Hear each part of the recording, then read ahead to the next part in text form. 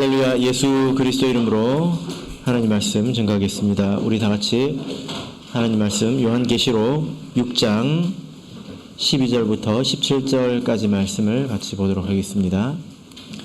하나님 말씀 요한계시록 6장 12절에서 17절 말씀을 저와 여러분이 한 절씩 교독하겠습니다. 12절. 내가 보니 여섯째 인을 떼실 때에 큰 지진이 나며 해가 총담같이 검어지고 온 달이 피같이 되며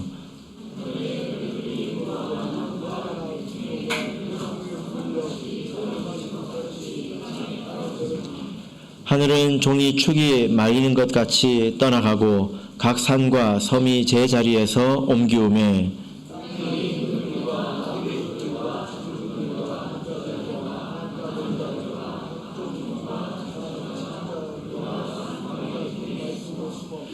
산과 바위에게 이르되 우리 위에 떨어져 보좌에 앉으신 이의 낯에서와 어린 양의 진노에서 우리를 가리우라. 그들의 진노의 큰 날이 이르렀으니 누가 능히 서리요 하더라. 아멘.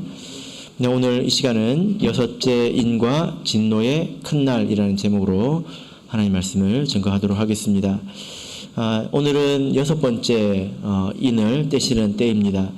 우리가 지금까지 배운 내용을 간략하게 다시 한번 요약을 해보자면 계시록 1장은 서론이었죠. 그리고 2장과 3장은 일곱 교회에 관한 그런 메시지였습니다. 그리고 이어서 4장부터 말세에 관한 말씀인데요. 먼저 우리가 본 것은 하늘 보좌의 환상을 보았습니다. 보좌가 있고 그 보좌에 앉으신 이가 있고 그 주변을 우리가 보았죠. 그리고 그 보좌에 앉으신 이의 오른손에 일곱 인으로 봉해진 책을 보았습니다. 이렇게 일곱 인으로 봉해진 책은 바로 말세에 관한 하나님의 계획과 경륜이 기록된 그런 책이었죠. 그래서 일곱 인이 다 떼어지면 이 책이 다 펼쳐지게 되고 하나님께서 이 땅에 계획하신 모든 일들이 다 이루어지게 됩니다. 그러면 예수님께서 재림하시고 이 세상은 끝나게 되죠. 그 일곱 인 가운데서 오늘은 몇 번째 인입니까? 예, 여섯 번째 인입니다. 그러면 이제 몇 개 남았죠? 예, 하나 남았죠. 예, 끝나갑니까? 예, 지금 이제 계시록 6장인데요. 계시록은 총 22장까지 있죠. 그래서 지금 6장에서 여섯 개의 인에 대해서 말씀을 하고 있는데 이것은 커다란 줄기에 대해서 이야기를 하고 있는 것입니다. 그래서 가장 우리가 중요한 핵심 부분을 보고 있다고 볼 수 있습니다. 첫 번째 인부터 다섯 번째 인이 지나가고 이제 우리가 여섯 번째 인에 이르렀는데요. 우리가 그 계시록 말씀을 배우면서 한 가지 질문을 할 수 있습니다. 그 내용이 뭐냐면 지금까지 우리가 이 말씀을 이렇게 볼 때에 대체적으로 영적으로 그리고 상징적으로 이것을 이해하고 해석하지 않았습니까? 이것을 실제적인 것으로 혹은 물질적인 것으로 우리가 이해하지 않았습니다. 예를 들면 지금까지 배운 말, 그다음에 활, 검 이런 것들은 실제 말이나 활이나 검 이런 것으로 우리가 생각하지 않았죠. 그죠? 짐승, 죽음 이런 것들을 우리가 성경 안에서 그 상징적인 의미를 찾아서 우리가 이해를 해 왔습니다. 그러면 우리가 계시록 안에 이제 앞으로 만나게 될 모든 말씀은 다 이렇게 상징적이고 전부 다 영적인 것인가? 여러분 어떻게 생각을 하십니까? 우리가 지금까지 이 말세에 관해서 많은 말씀을 배웠는데요. 특히 말세의 징조에 대해서 우리가 많이 들었죠. 여러분 말세의 징조 그러면 무엇이 기억에 남으십니까? 예수님께서 인자가 오기 전에 이런 일이 있을 것이다 이런 말씀을 하지 않으셨습니까? 어떤 것이 기억에 남으십니까? 예, 지진부터 나오네요. 예, 또 죄가 만연하고 그다음 사람들의 지식이 더하고 또 처처의 기근과 전쟁이 있고 또 적그리스도가 출현하고 이런 것들 여러분 들으시니까 다 기억이 나시지 않습니까? 그죠? 지금까지 배운 이런 것들을 여러분께서 생각해 보시면 이것은 다 영적인 것은 아닙니다. 그렇다고 다 물질적인 것은 아니죠. 사실은 다 이제 섞여 있다라는 것입니다. 자, 우리 마태복음 24장을 한번 보겠습니다. 마태복음 24장.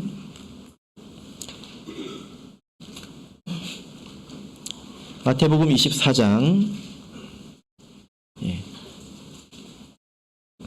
마태복음 24장을 보면 예수님께서 말씀하신 말씀의 징조가 있는데 이 말씀을 우리가 읽어보면서 이것은 영적인 것인가 아니면 실제적인 것인가 우리가 잘 구별을 해봐야 합니다.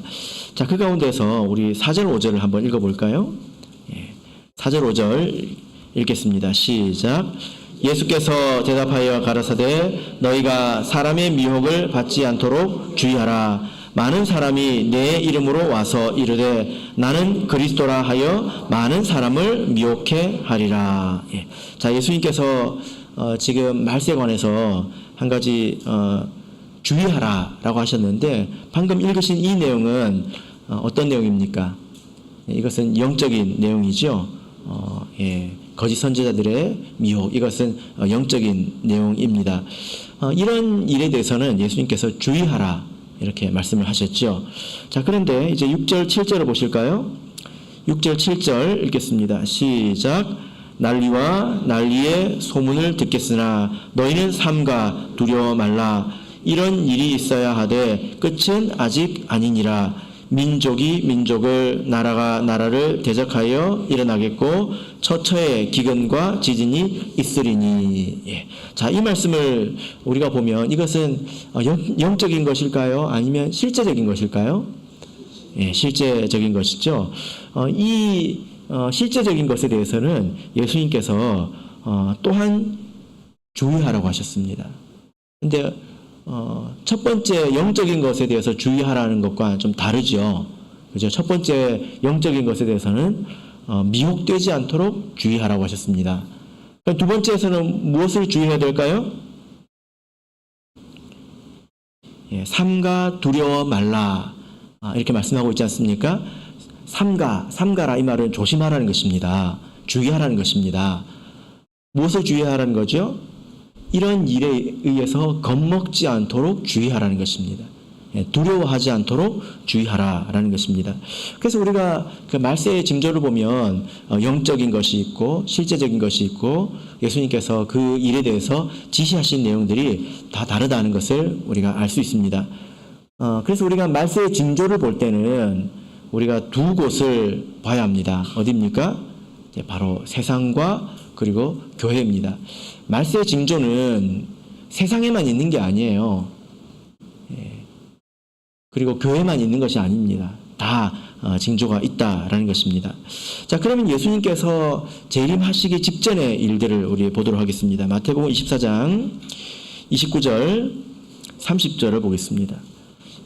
이것은 예수님께서 재림하시기 직전의 일인데요. 마태복음 24장 29절 30절 우리 같이 읽어보겠습니다. 시작. 그날 환난 후에 즉시 해가 어두워지며 달이 빛을 내지 아니하며 별들이 하늘에서 떨어지며 하늘의 권능들이 흔들리리라. 그때에 인자의 징조가 하늘에서 보이겠고 그때에 땅의 모든 족속들이 통곡하며 그들이 인자가 구름을 타고 능력과 큰 영광으로 오는 것을 보리라. 예. 그날 환난 후에 이 환난은 믿는 자들에게 임하는 큰 시험을 말합니다. 그 이후에 어떤 일이 있습니까? 해가 어두워지고 달이 빛을 내지 않고 별들이 하늘에서 떨어진다. 여러분, 이 말씀은 상황에 따라서 영적인 것으로 해석할 수 있는 가능성도 있습니다. 하늘이 의미하는 바가 있고 달이 의미하는 바가 있고 또 별들이 의미하는 바가 있기 때문에 이것을 영적인 것으로 해석할지 상징적인 것으로 해석할지 우리가 조심해서 봐야 합니다. 동일한 말씀이 마가복음 13장에도 있고 누가복음 21장에도 있는데요. 누가복음 21장 25절을 보시면 1월 성신에는 징조가 있겠고 이렇게 말씀을 하고 있습니다. 마지막 예수님께서 오시기 전에 이렇게 해가 어두워지고 달이 또 빛을 내지 않고 별들이 하늘에서 떨어지고 이런 일들이 있는데요. 이것을 영적으로 보든지 아니면 실제적으로 보든지 그것이 전체적인 흐름과 일관성이 있어야 합니다. 그럴 때 우리가 바르게 이해를 할 수가 있겠죠. 자, 이 내용이 오늘 본문 말씀에 등장하는데요. 사실 이 내용은 자연계에 일어나는 그런 일들을 말합니다. 하늘은 영적인 하늘을 말하는 것이 아니고 땅도 영적인 땅을 말하는 게 아니라 실제 하늘과 땅에 이런 일들이 있을 것이다 라는 내용입니다. 자, 오늘 본문으로 돌아가서 자, 12절부터 다시 한번 보겠습니다. 자, 12절부터 17절까지 말씀을 우리는 그 두 단락으로 나눠서 볼 수가 있습니다. 12절부터 14절까지 세 구절을 이렇게 보시면 여기에는 자연계에 일어나는 7가지의 일들에 대해서 기록을 하고 있습니다. 첫 번째가 뭐죠? 큰 지진이 나며, 두 번째가 무엇입니까? 해가 총담같이 검어진다. 총담이 뭘까요? 총담이라고 하는 것은 털로 만든 그런 베옷, 그래서 아주 어둡고 칙칙한 그런 짙은 그 색깔을 말합니다. 해가 빛을 잃고 아주 거무딕딕한 그런 짙은 색으로 이렇게 어두워진다라는 거죠. 두 번째가 해였습니다. 세 번째는 무엇입니까? 달이 그 빛을 잃어서 피같이 붉은색이 되었다. 그 다음에 네 번째는 뭐죠? 하늘의 별이 무화과 나무가 대풍에 흔들려서 과일이 떨어지는 것처럼 흔들흔들 떨어진다는 것입니다. 그 다음에 다섯 번째는 무엇입니까? 하늘이 종이축처럼 이렇게 말려간다는 것입니다. 그리고 여섯 번째는 산, 일곱 번째는 섬, 제자리에서 이것들이 옮겨간다 이렇게 말씀을 하고 있습니다. 이것은 총 7개인데요. 이 7개라고 하는 것은 사실 모든 것을 의미하죠. 자연계에 있는 모든 것에 다 이런 문제가 생긴다는 것입니다. 해와 달과 별과 그리고 땅과 하늘, 바다와 섬, 모든 곳에 이런 문제가 생긴다는 것인데, 만약에 이런 일이 일어나면 이 안에 있는 사람들이 제대로 살 수 있을까요? 그렇지 않겠지요?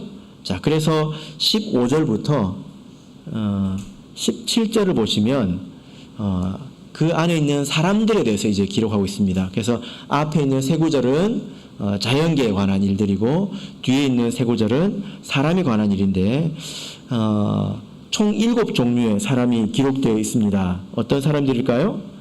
첫 번째 임금, 두 번째 왕족, 세 번째 장군, 네 번째 부자, 다섯 번째 강한 자, 여섯 번째 종, 그 다음에 마지막 7번째 자주자. 그래서 7종류의 사람을 말하고 있는데, 7종류라고 하는 것은 정말 이런 사람들만을 지칭하는 것이 아니라 세상에 있는 모든 사람들을 이야기를 하고 있는 것입니다. 그 세상에 있는 모든 사람들이 이 하나님께서 주시는 이 재앙으로 인해서 자연계에 일어나는 이런 극심한 일들로 인해서 어떻게 하고 있습니까? 자, 15절 보시면 땅의 임금들과 왕족들과 장군들과 부자들과 강한 자들과 각 종과 자주자가 굴과 산과 바위 틈에 숨어 어떻게 하고 있습니까? 굴과 산, 바위 틈 이런 곳에 숨어 있습니다. 그리고 뭐라고 말합니까? 산과 바위에게 이르되 우리 위에 떨어져, 우리 위에 좀 떨어져 달라, 우리 좀 숨겨 달라는 것입니다. 바위가 머리 위에 떨어지면 어떻게 될까요? 머리가 아주 단단하신 분들은 바위가 쪼개지겠지만, 그렇지 않은 사람들은 아마 이제 머리가 쪼개지든지 아니면 눌려지든지 그렇겠죠. 그죠? 이 사람들이 그렇게 말하고 있다고 하는 것은 지금 이 자기들이 겪고 있는 일이 굉장히 극심하고 견디기 힘들다는 것입니다. 그들이 처한 상황이 굉장히 위급하다는 것입니다. 자, 그래서 여섯 번째 인을 우리가 이렇게 기억을 하려면 이것은 자연계와 또 인간계에 일어나는 대격변 그리고 아주 심한 환란이라고 볼 수가 있습니다. 자, 그러면 이 여섯 번째 인의 때에 이런 일들이 일어나는 이유가 뭘까요? 자, 16절을 보겠습니다.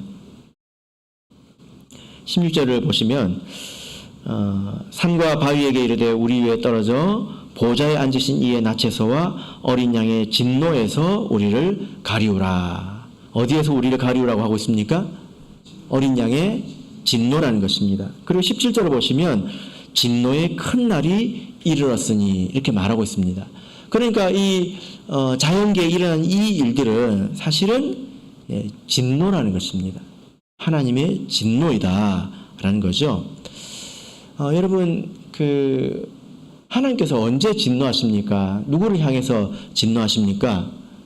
진노라고 하는 것은 죄의 대가이죠. 그죠? 그래서 이 여섯 번째 이는 죄에 대해서 하나님께서 진노하시는 때이다. 이것을 볼 수가 있습니다.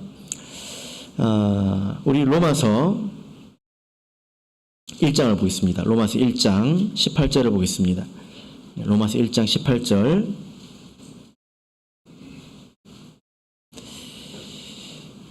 로마서 1장 18절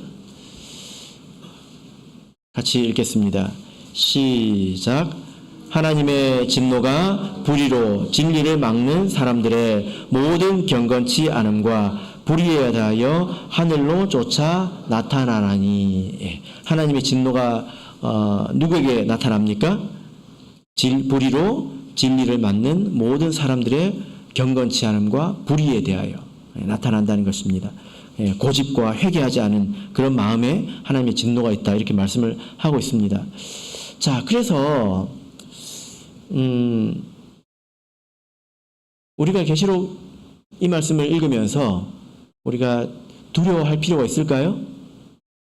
이 세상에 일어나는 이런 참담한 일들로 인해서 우리가 걱정하고 두려워할 필요가 있을까요?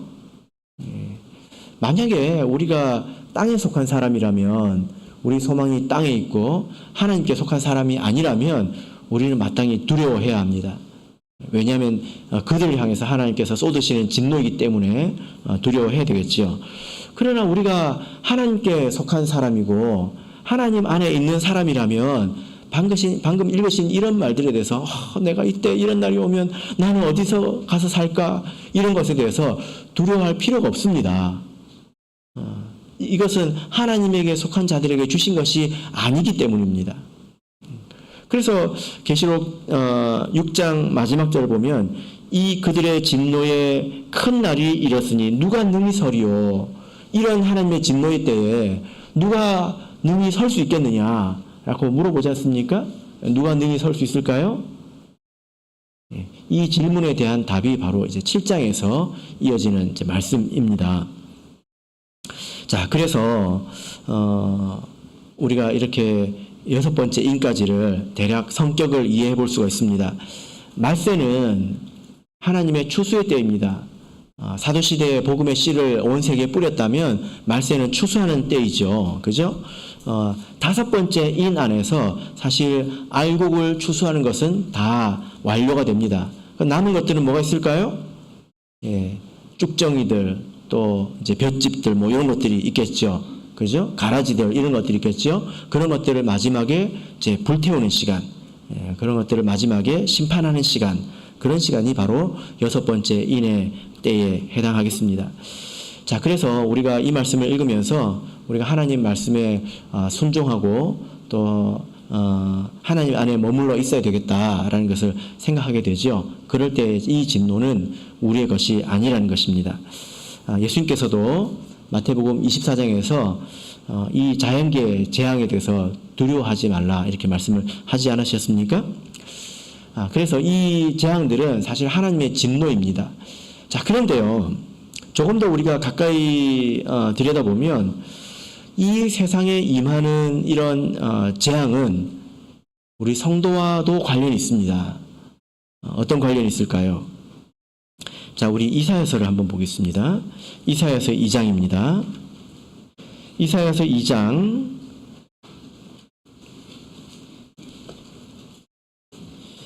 5절부터 11절까지를 보겠습니다.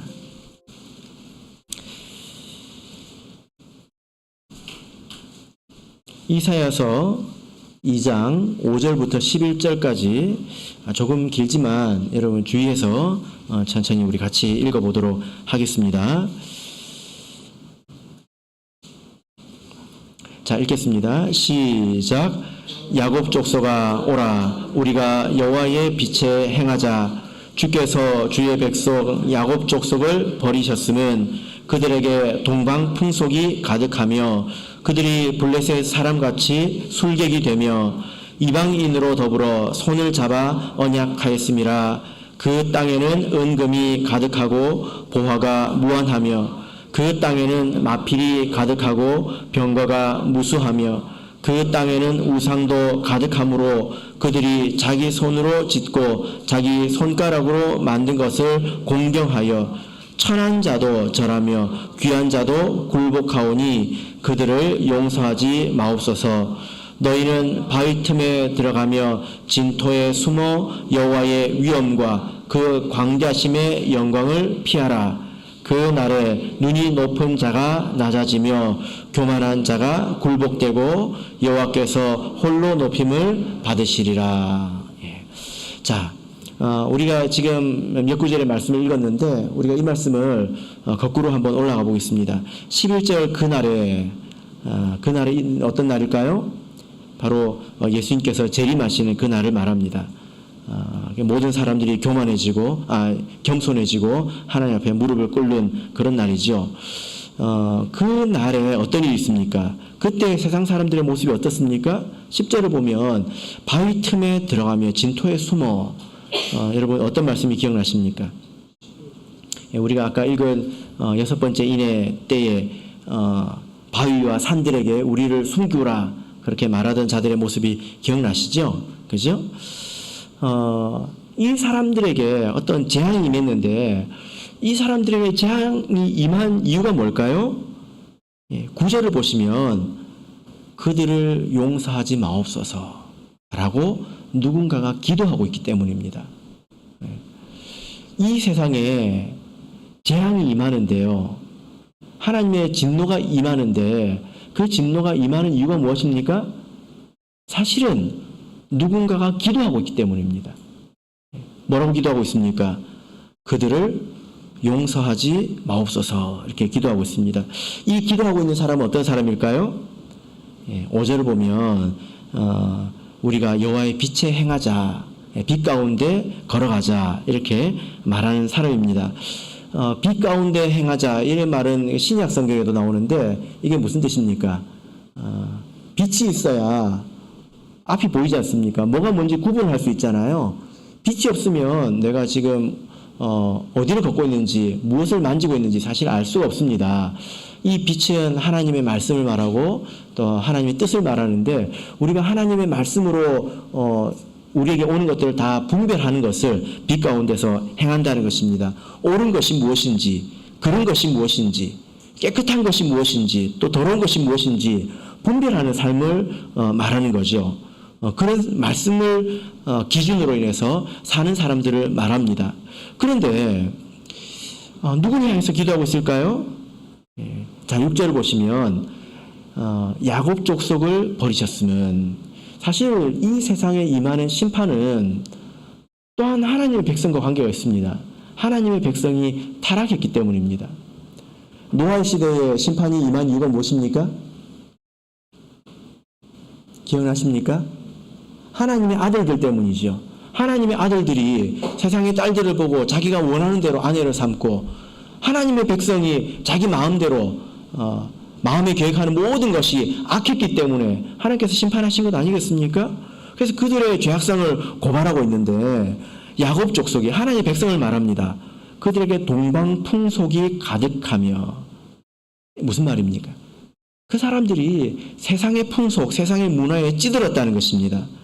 그들이 블레셋 사람같이 술객이 되며 이방인으로 더불어 손을 잡았다. 그리고 8절을 보시면 그 땅에는 우상도 가득하므로 하나님의 백성이 우상을 섬긴다는 것입니다. 그래서 9절 보면 천한 자도 귀한 자도 다 굴복했다는 것입니다. 완전히 병들었다는 거죠. 그죠? 여러분, 우리가 만약에 우리 가운데 지금 하나님의 백성 가운데 우상을 섬긴다거나 세상의 풍속에 물들었다거나 이제 그런 사람이 있다면 여러분 어떻게 기도하십니까? 그들을 용서하지 마옵소서 이렇게 하시죠? 그렇게 안 하시잖아요. 그죠? 우리가 그 사람들을 깨닫게 해주려고 하고 또 불쌍히 여겨달라고 기도합니다. 그렇지 않습니까? 그걸 보통 우리가 중보기도라고 이야기를 하는데요. 그러나 이런 때가 온다는 것입니다. 이 때가 온다는 거죠. 이 때가 되면 그때는 그들을 용서하지 마옵소서라고 기도하게 되는 것입니다. 그래서 그들에게 하나님의 재앙과 진노가 임하게 됩니다. 바로 의로운 자들의 기도 때문인 거죠. 여러분, 우리가 이 말씀을 읽고 갑자기 용감해져 가지고 이 세상과 또 죄악에 물든 사람들, 이런 사람들 보면서 답답해 가지고 하나님 가만히 내버려 두지 마십시오 이렇게 기도해서 될까요? 예, 아니겠죠. 그러면 하나님께서 내 이놈 하실 겁니다. 왜냐하면 지금은 그런 때가 아니거든요. 아직은 그럴 만한 때가 되지 않았습니다. 자, 그러면 이 말씀을 우리가 계시록 안에서 이해를 해본다면 그들을 용서하지 마옵소서 라고 말하는 때가 언제 일어날까요? 사실 여러분께서 이미 배우셨는데요. 몇 번째 인에서 그런 일들이 있을까요? 자, 우리 계시록 6장 10절 보겠습니다. 계시록 6장 10절. 자, 같이 읽겠습니다. 시작. 큰 소리로 불러 가로되 거룩하고 참되신 대주제여 땅에 거하는 자들을 심판하여 우리 피를 신원하여 주지 아니하시기를 어느 때까지 하시려나이까 하니. 예. 자, 여기서 그들을 심판해달라. 땅에 거하는 자들은 방금 우리가 이사야서에서 읽은 말씀처럼 하나님의 백성인데 세속적인 사람들을 말합니다. 그 사람들은 뭐라고 합니까? 심판해달라고 하고 있잖아요. 그죠? 그래서 이사야서의 말씀과 지금 동일합니다. 이렇게 기도했기 때문에 다섯 번째 인에서 하나님의 백성들이 심판해달라고 신원해달라고 기도했기 때문에 여섯 번째 인의 재앙이 그들에게 임하게 되는 것입니다. 자, 그래서 정리를 해보자면 첫 번째 인에서 교회가 출현을 합니다. 그래서 이기고 또 이기죠. 승리합니다. 그런데 두 번째, 세 번째, 네 번째 인을 보면 교회가 겪는 혼란, 또 기근, 또 핍박과 미호, 여러 가지 어려움들에 대해서 이야기를 하고 있습니다. 이 가운데서 4분의 1이 죽는다고 이렇게 말씀을 하고 있죠. 이런 죽음은 순교가 아닙니다.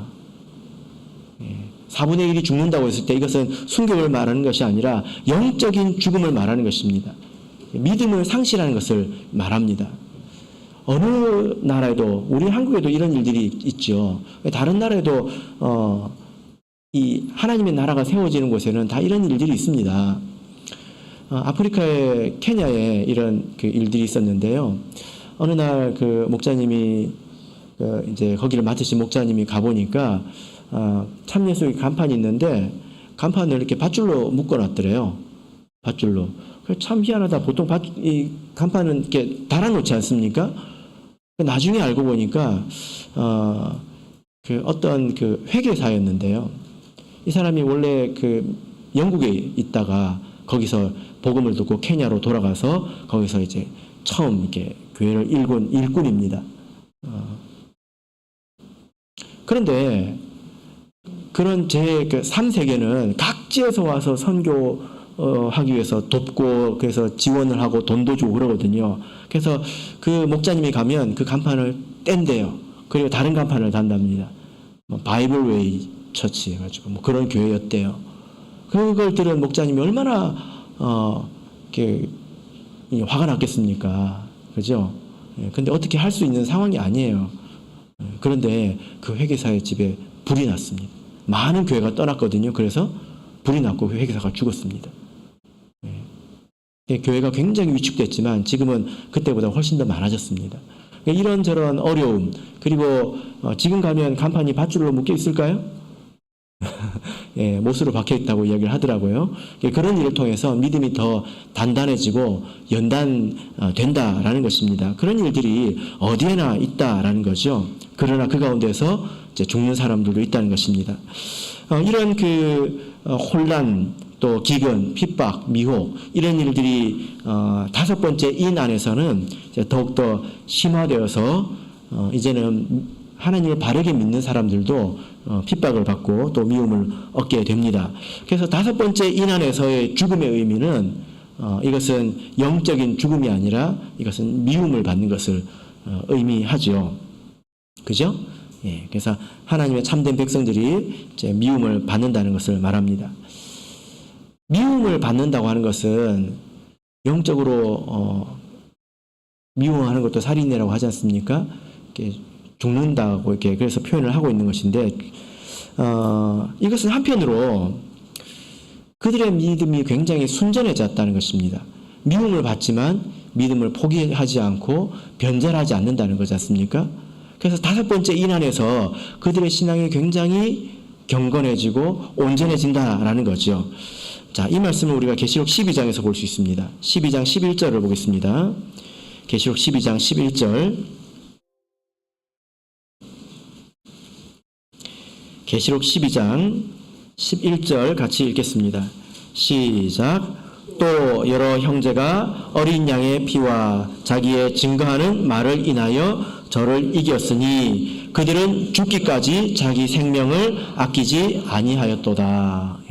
이 사람들은 어떤 일을 겪어도 믿음을 떠나지 않았다는 것입니다.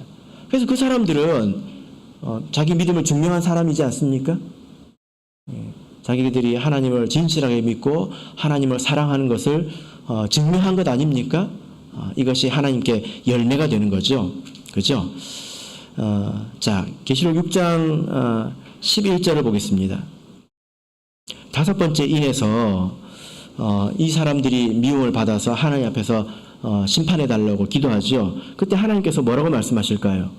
11절 읽겠습니다. 시작. 각각 저에게 흰 두루마기를 주시며 가라사대 아직 잠시 동안 쉬되 저희 동무 종들과 형제들도 자기처럼 죽임을 받아 그 수가 차기까지 하라 하시더라. 그 심판해 달라고 하니까 아니야, 좀 더 있어야 돼. 무슨 말입니까? 너처럼 미움 받아서 너처럼 믿음을 증명하고 하나님 앞에서 열매가 된 사람들이 더 많아져야 된다는 것입니다. 하나님께서 계획하신 그 숫자가 차야 된다는 것입니다. 이게 다섯 번째 인의 내용이에요. 자, 다섯 번째 인에서 이런 사람들이 다 충족하게 됩니다. 그럼 이제 어떤 일만 남았을까요? 쉽게 말하자면 노아의 방주에서 들어갈 동물들이 다 들어가고 그 안에 탈 사람이 다 탔습니다. 그래서 하나님께서 문을 닫았습니다. 그럼 남은 일이 무엇입니까? 비가 내리는 것이죠. 그죠? 그래서 여섯 번째는 마치 노아의 홍수 시대에 비가 내리는 것과 이제 같다라는 것입니다. 그래서 다섯 번째인에서 알곡을 추수하는 일들이 모두 끝나게 됩니다. 여기서 알곡은 미움을 받고 어떤 일이 있더라도 믿음을 지키는 것을 말합니다. 하나님께서 일부러 그들이 미움받도록 더 기다려라 이렇게 말씀하고 있지 않습니까? 이것은 하나님의 섭리라는 것입니다. 그러나 그 일이 끝나고 나면 하나님께서 그들의 기도를 들으시고 이 땅에 속한 자들을 심판하시는 것이 바로 여섯 번째 인의 내용이 되겠습니다. 자, 이제 본문으로 돌아가서 우리 계시록 6장 12절을 다시 한번 읽어보겠습니다. 자, 여섯 번째 인의 특성에 대해서는 이렇게 이제 말씀을 드렸고요. 12절을 다시 한번 읽어보겠습니다. 12절 시작. 내가 보니 여섯째 인을 떼실 때에 큰 지진이 나며 해가 총담같이 검어지고 온 달이 피같이 되며. 자, 제일 첫 번째 있는 일이 지진인데요. 우리가 계시록을 볼 때 조금 주의해서 봐야 되는 것이 바로 이 지진입니다. 모든 재앙 가운데서 첫 번째 이제 기록된 것이기도 하지만 말세에는 이것이 특별한 그 신호의 역할을 하거든요. 지진이 어떤 신호와 같은 역할을 하는 것입니다. 자, 우리 계시록 4장 5절을 보겠습니다. 우리가 지진이라고 하는 것을 잘 살펴보면 계시록 안에서 우리가 중요한 것을 알 수 있는데요. 계시록 4장 5절을 보겠습니다. 자, 읽겠습니다. 시작. 보좌로부터 번개와 음성과 뇌성이 나고 됐습니다. 자, 보좌에서 무엇이 납니까? 번개와 음성과 뇌성이 난다고 했지요. 이것은 세상에서 가장 밝고 가장 크고 두려운 것들을 말합니다. 하나님께서 임재하실 때 이런 일들이 구약 시대도 있었죠. 그럼 사람들이 막 두려웠지 않습니까? 이것은 하나님께서 쓰시는 이제 도구인데요. 보좌에서 번개와 음성과 뇌성이 이렇게 날 때에 이것이 땅에 전달될 때는 지진이 더해집니다. 계시록 8장 5절을 보겠습니다. 계시록 8장 5절인데요. 계시록 8장 5절, 자, 같이 읽겠습니다. 시작. 천사가 향로를 가지고 단 위에 불을 담아다가 땅에 쏟음에 뇌성과 음성과 번개와 지진이 나더라. 자, 여기 보니까 하나가 추가됐죠? 여기 지진이 이제 추가가 되었습니다. 자, 우리가 8장 5절 말씀을 우리가 조금 살펴보면 여기 이 땅에 지진이 일어나게 되는데 이 지진의 시작이 뭘까요? 3절 4절을 보겠습니다. 3절 4절, 자, 읽겠습니다. 시작. 또 다른 천사가 와서 제단 곁에 서서 금향로를 가지고 많은 향을 받았으니 이는 모든 성도의 기도들과 합하여 보좌 앞 금단에 드리고자 함이라. 향연이 성도의 기도와 함께 천사의 손으로부터 하나님 앞으로 올라가는지라. 자, 여기 보면 우리 성도들이 그 기도할 때에 그 향의 연기가 하나님께로 올라가는 것처럼 천사들이 그 향을 받들어서 하나님께로 이제 가져간다, 이렇게 말하고 있습니다. 그래서 여러분들께서 기도하실 때 그 기도가 땅에 떨어지는 것이 아니라 천사가 그것을 들고 이제 하나님께로 올라가는 것을 여러분 알고 계시죠? 그죠? 예. 그런데 8장에서 말하는 이 기도는 우리가 일반적으로 드리는 그런 기도를 말하는 것이 아니라 신원하는 기도를 말하는 것입니다. 억울함을 호소하는 기도를 말합니다. 자, 그래서 천사들이 이 향연을 가지고 성도들의 기도를 하나님 앞으로 이제 드리는데요. 그리고 나서 어떤 일이 일어납니까? 5절을 보니까 그 향로를 가지고 단 위에 불을 담아다가 땅에 쏟아버린다는 것입니다. 그래서 이 기도는 때가 되었을 때에 성도들이 신원하는 그런 기도를 하는 것을 말합니다. 이사야서 2장에서 읽었던 그들을 용서하지 마옵소서, 바로 그 기도를 말하는 것입니다. 그때 어떤 일이 일어납니까? 지진이 일어나게 되는 거죠. 그래서 지진이라고 하는 것도 이런 이제 그 과정을 통해서 나오게 되는데, 그리고 6절부터 보시면 바로 7개의 나팔이 나옵니다. 이때도 또 말씀을 드리겠지만, 우리가 지진을 유심히 이렇게 보면 지진의 정도가 있습니다. 지진이 갈수록 심해지는 것을 알 수 있습니다. 그래서 우리가 이 심한 것을 시간적으로 우리가 뒤에 놓을 수 있습니다. 그죠? 당연하겠죠? 하나님의 심판이 갈수록 심해지니까 장절은 앞쪽에 있다 하더라도 이 지진이 심하다면 이것은 시간적으로는 뒤에 있는 것입니다. 우리가 이제 이걸 가지고 계시록 안에 있는 시간 순서를 이렇게 맞춰볼 수 있다는 거예요. 이런 과정을 통해서 하게 되는 것입니다. 그래서 7개의 나팔이 나오는데 이 7개의 나팔은 경고성 재앙입니다. 나팔 때에도 이렇게 재앙이 있는데요. 이것은 그냥 경고하는 것입니다. 그래서 이 7개의 나팔은 5번째 인 안에 다 포함이 되어 있습니다. 아시겠죠? 다섯 번째 인 안에 이 7개의 나팔이 다 포함이 되어 있습니다. 그리고 마지막 7번째 나팔을 이렇게 보게 되면, 자, 우리 11장 15절을 보겠습니다.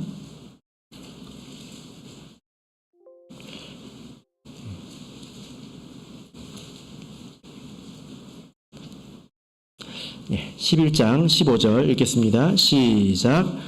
일곱째 천사가 나팔을 불매 하늘에서 큰 음성들이 나서 가로되 세상 나라가 우리 주와 그 그리스도의 나라가 되어 그가 세세토록 왕노릇 하시리로다 하니. 예. 자, 7번째 나팔 때에 이 5번째 인 안에 있는 1, 2, 3, 4, 5, 6, 7, 이 7번째 나팔, 그러니까 5번째 인이 그 안에 내용이 굉장히 많다는 것입니다. 내용이 굉장히 많습니다. 그 안에서 7번째 나팔이 불려지게 되면 성도들이 구원받을 자가 다 구원을 받게 됩니다. 그러면 예수님께서 오실까요? 예, 그렇지 않죠. 예, 그래서 예수님께서 바로 오시는 것이 아니라 이 세상 사람들을 심판하는 하나님의 진노의 때가 시작됩니다. 그래서 이 7번째 나팔 안에 7개의 대접이 있습니다. 7개의 대접이라고 들어보셨죠? 그죠? 이것은 하나님의 진노의 대접입니다. 마지막 7번째 대접을 보겠습니다. 16장 17절 18절입니다. 16장 17절 18절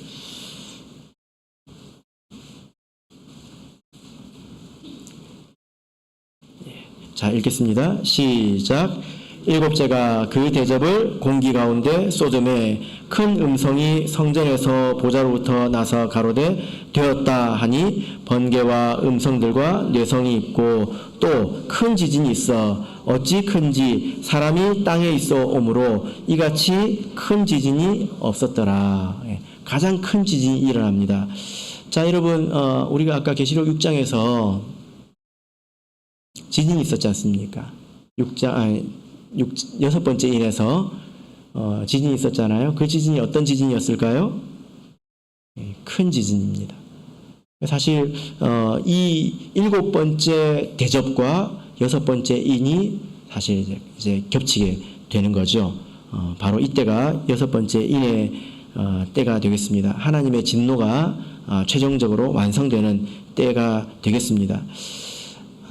도대체 이게 무슨 말인가? 예, 이렇게 좀 헷갈리실 수 있는데요. 5번째 인 안에서 모든 일들이 다 이루어집니다. 구원받을 자들이 다 구원받고, 예, 그리고 또 심판받을 자들이 심판받습니다.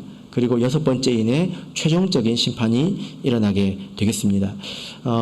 계시록을 우리가 보면 이게 순서대로, 시간 순서대로 다 이렇게 기록되어 있는 게 아니거든요.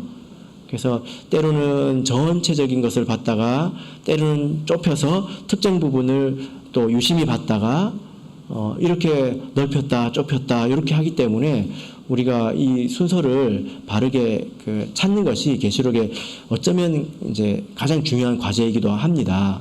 이제 그런 것들을 이 지진을 통해서 일어나는 일들을 통해서 우리가 찾는다라는 거죠.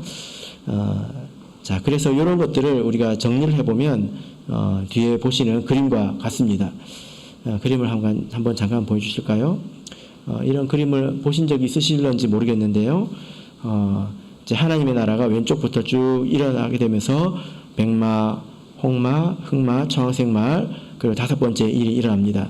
5번째 인의 때에 누군가 기도하게 되고 나팔이 나오게 되죠. 그리고 그 나팔 안에서 우리가 아직 나팔을 배우지 않았잖아요. 많은 일들이 있습니다.